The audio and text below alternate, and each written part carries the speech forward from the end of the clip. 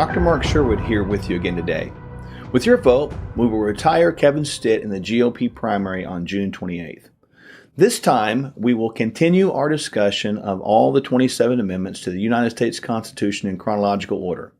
Each one of these was over 100 years ago during the early 20th century surrounding the World War I era. Amendment 16. Now, this one permits Congress to levy an income tax without apportioning it among the various states or basing it on the United States Census. Ratified February the 3rd, 1913. Famous Oklahoman Will Rogers, who now stands guard in the Statuary Hall in the United States Capitol, watching over the likes of Nancy Pelosi and Chuck Schumer, once said, "Alexander Hamilton started the United States Treasury with nothing, and that was the closest our country has ever been to being even." I have always admired the common sense and wit of Will Rogers. He was one of a kind. America needs someone of his caliber and humor today to hold the United States Congress accountable for their misdeeds. Our national debt now stands at over $30 trillion, give or take a billion or here and there. Sooner or later, that adds up to a lot of money. Whatever the reason and whatever the wisdom was of taking hard-earned money from the United States citizens to fund our government, the problem is that those who control the purse strings in our nation's capital are not good stewards. If they ran their personal bank accounts like they do our national treasury, they would all be bankrupt or behind bars. Now, you and I and all Americans have to live within our budget.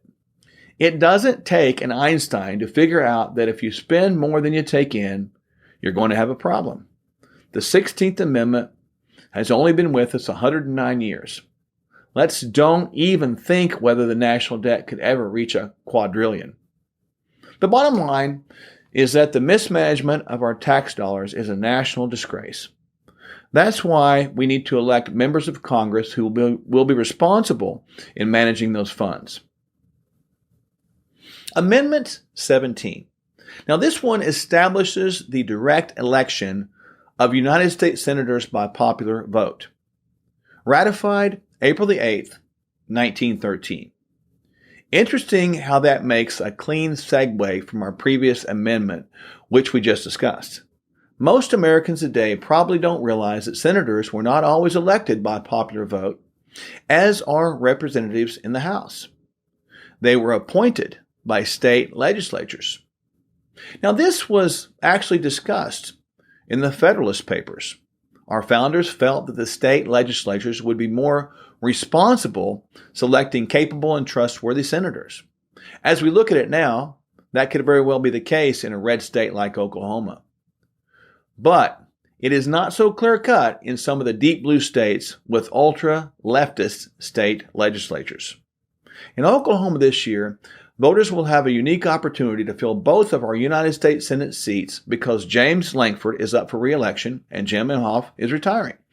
A very competent and dedicated conservative candidate named Jackson Lawmeyer is vying to replace Lankford. Because Senator Inhofe has just recently announced his retirement, I would encourage conservatives who will be physically as well as socially responsible to run for that vacancy. Citizens of the tribes who want to have a greater voice in the future of Oklahoma may consider putting up your own candidate. However, practically in Oklahoma, this seat will remain Republican.